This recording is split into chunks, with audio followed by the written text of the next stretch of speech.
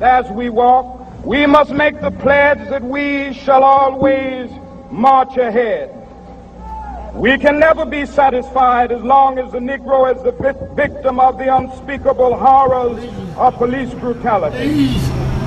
Please, I can't breathe. Please, man. Please, man.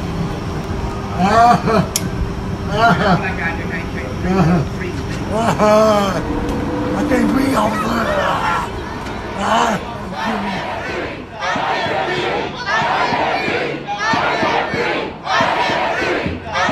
Esses protestos eles começaram no dia 26 de maio, uma terça-feira, um dia depois da morte de George Floyd, um homem negro desarmado que foi asfixiado por um policial branco em Minneapolis, no estado de Minnesota, aqui nos Estados Unidos.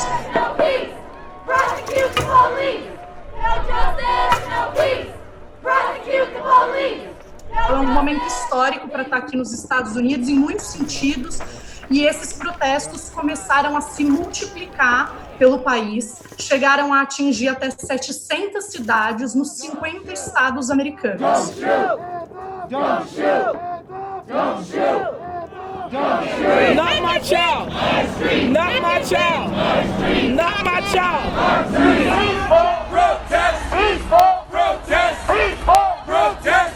Os protestos contra a morte de George Floyd, eles revelam essa faceta de uma sociedade fraturada, de uma sociedade que tem problemas que não são problemas apenas da violência policial contra a população negra, mas são problemas também que envolvem a economia, que envolvem a política e que agora, nesse momento de pandemia, fazem com que as pessoas se tornem cada vez mais, vamos dizer assim, descrentes e revoltadas até mesmo contra a maneira com que a sociedade reproduz a condição precária de suas próprias vidas.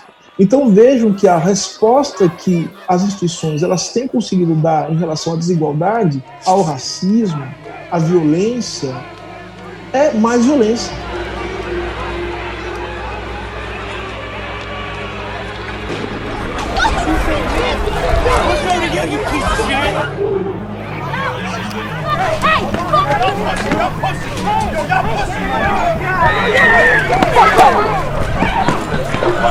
This assembly is unlawful. If you do not disperse, you will be subject to arrest.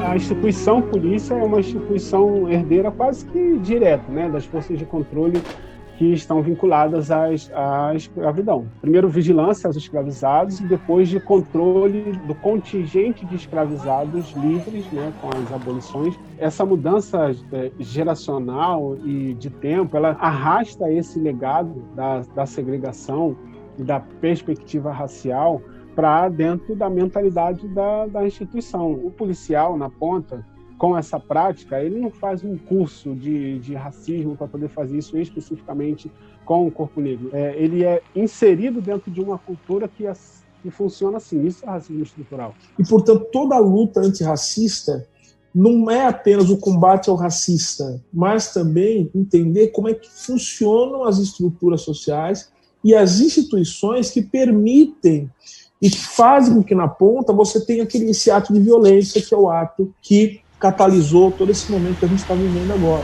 Do you believe in white privilege? Oh, no, I don't understand what you're talking about. There's no white privilege at all. What? What's the difference in arresting a black man unarmed and a white man armed? Em algumas semanas, a gente vai ver algumas mudanças significativas em alguns estados, na composição da polícia, os limites da força, do uso de alguns instrumentos nas abordagens, o próprio teaser, gás de pimenta para manifestações, etc. É bom lembrar que o sistema de polícia aqui nos Estados Unidos ele é uma atribuição local, então são 17 mil departamentos de polícia pelo país e são atribuições de estados e municípios. Minneapolis, onde o George Floyd foi assassinado, a espécie de Câmara de Vereadores de Minneapolis propôs o desmantelamento da polícia. polícia. Então, é começar a estrutura policial do zero, porque, teoricamente, essa está falida, essa não funciona.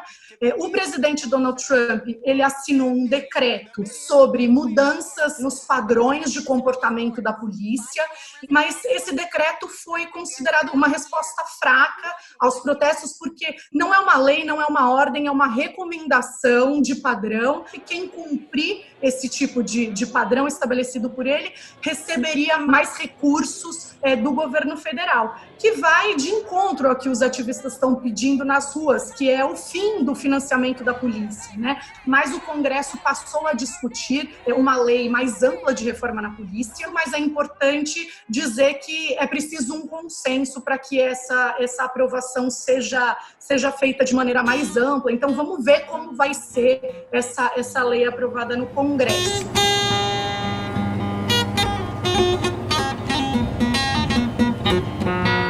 Não significa que a gente vai ter uma mudança significativa em termos de mentalidade, como a polícia funciona. Mas também eu sei que nada será como antes. Por mais que as manifestações tenham arrefecido, acalmado, mas ela deixou um clima que é muito presente, muito permanente, nas discussões, nos telejornais que a gente acompanha por aqui, nos debates públicos, nas ruas. O que eu acho que é tão importante quanto a presença nas ruas é exatamente instaurar esse clima de que as coisas não estão normais, as coisas não estão sendo levadas a toque de caixa, as coisas não estão sendo engolidas por um status quo que quer dizer que a vida segue normal, porque ela não segue normal.